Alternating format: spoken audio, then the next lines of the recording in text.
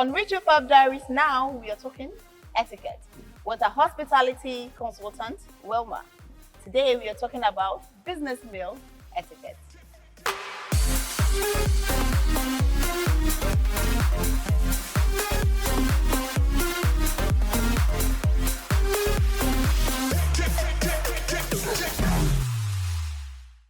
Welcome to the show. Thank you. So take us through some of the do's and don'ts.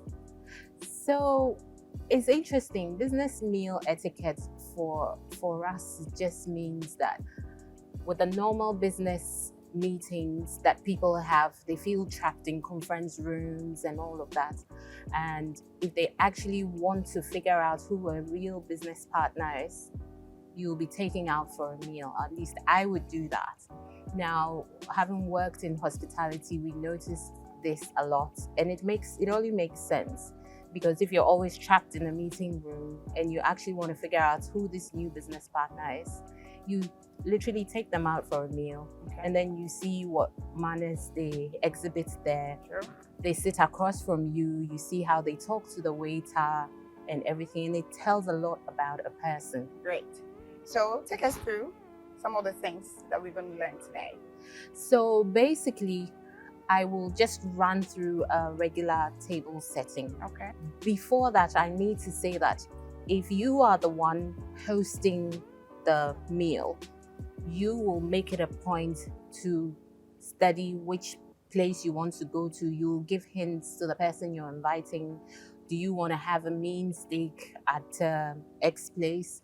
Because you know they have a mean steak. What that does is that it actually gives the person an idea of how much you're willing to spend when you go to the place. So pretty much that's it. And so if you are hosting it, you make the reservation before, and then you make sure that you are there on time before your guest arrives, and then you wait in the waiting area. And so when your guest comes, you go and sit at the table. So don't forget that. Okay. Yes. I have one question. Yeah, How sure. long do you have to wait for your guest? Well, I mean, your guests really should be time conscious. Absolutely. And if it's a business, remember, when it's a business meal, both parties are so they actually want to make a good impact. So the person shouldn't wait long. And actually, if you're running late, the best thing to do is to call the other person to say, I'm so sorry, I'm stuck in traffic, which you should avoid doing anyway. But yeah, you should do all of that. Great. And get to your meal. Back to our table. This is basically just a general setup for what we call for a 3-course meal. You know, so we have a starter, a main, and a dessert. Now, I think, are you going to follow my lead, or? You are the boss. Okay, so we are at the table. And so we would normally get the waiter come in and bring the menu, and then we'll take our drinks order first. Okay. And then we'll take it from there. Okay. Normally, you know, your guests would say if they want some wine or not. And as a good host or hostess, you would normally, could we have the drinks menu, please? Okay. You would normally say you would like a wine, or they would run you through what it is that you're going to have. Now, that's what a good host does. They acquaint themselves with the menu first. And so they can make recommendations. And normally I say to people, the best way to see what a good wine is looking at the wine and looking at the price of the main meal. A good wine should be averaging the price of the main meal. Yes. You know that it's not extremely expensive, but you know, it's a good pass. Yes. So which would you like? I think we can do white wine. Yes, we can do a white wine. You can have a Chardonnay. These are the rosé and then the red wines. Yes, we can have a Chardonnay. Sparkling wine. Sweet wine. Okay. Yeah. I know Chardonnay is usually what the people go for. Okay, so most of them have what they call the house wine. If you go to, they have which they pour by the glass. Okay. But if you're having a business meal, It needs by the bottle. well, you can, but you want to make an impression, Sure. right? So it's good to get a wine by the bottle, and then you taste it and do all of that stuff. So we're just going to go with your preference now, which is the white wine, right? Okay. I'd like to have this.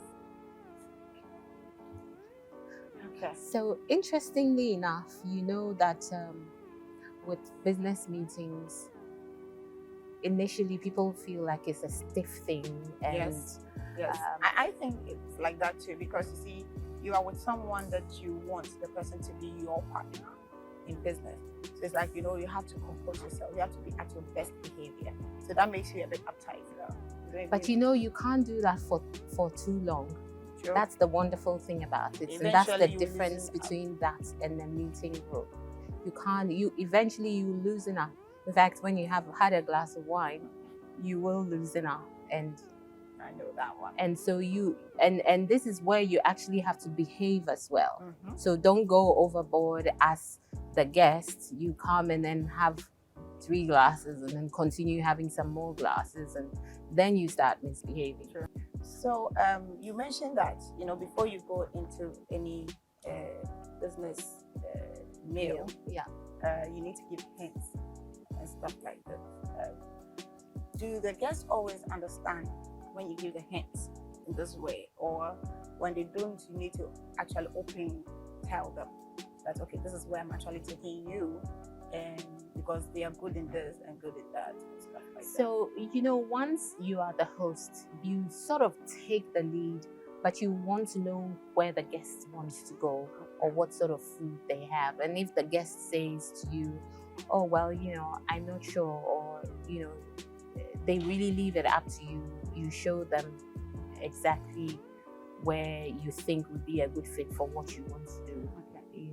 So you as the host are handling everything from start to finish, from reservation to everything else that needs to be handled. If you are the host, you would normally let your guest order first, especially if it's a woman. Yes, that's essential. Yes. All right.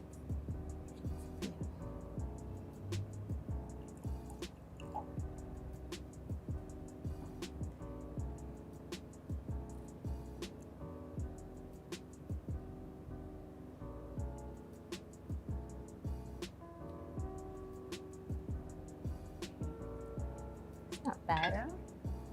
Yes. So typically, if I wanted to have a red wine, I would also say I'm gonna have a red wine.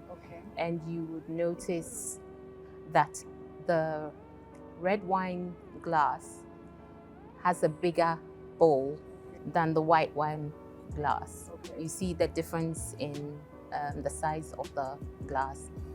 This is actually meant to let the red wine aroma and flavors come through. Yes, when you use the bigger stem. All right. And you normally pinch it like that to hold it. I see. But is it possible that on a table you can have like red and white? Because I know depending on what you're eating. Absolutely, you have to pair the food with what you want to have. Maybe the white with some fish, and then red with some meat, and all of those. So those normally work well, and they would normally be recommended by somebody in the restaurant anyway. Yes. So now that if the wine is done, what will be the next step? So we are going to actually, we could just open up the napkin. And just fold it a bit like this, with the folded side to you. Oh, with the folded side to me. Yes. And then you place that on your lap. Okay.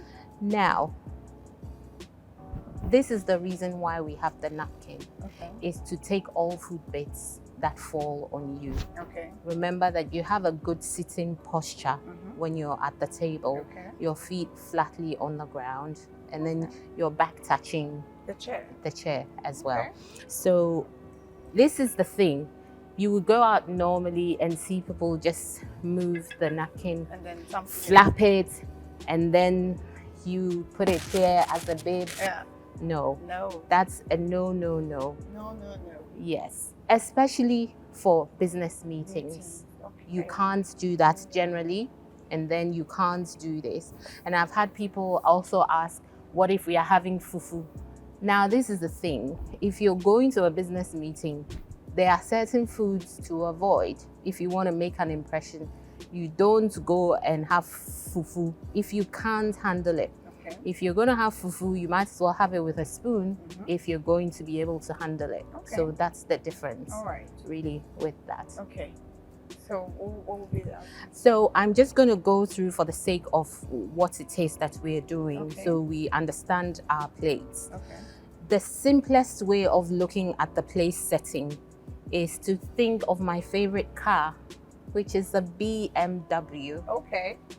And what the BMW just means is bread plate to your left, main meal in front of you, and then your water glass is to your right. All right. So just remember that.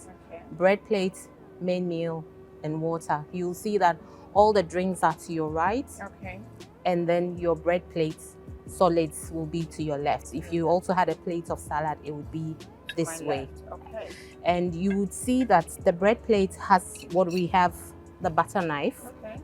It would be interesting to go through this butter knife and bread experience, because you're not obviously allowed to cut the bread and batter it and just hold it like a burger to eat. No. So there is a process of having your bread, which we'll go through now. Okay.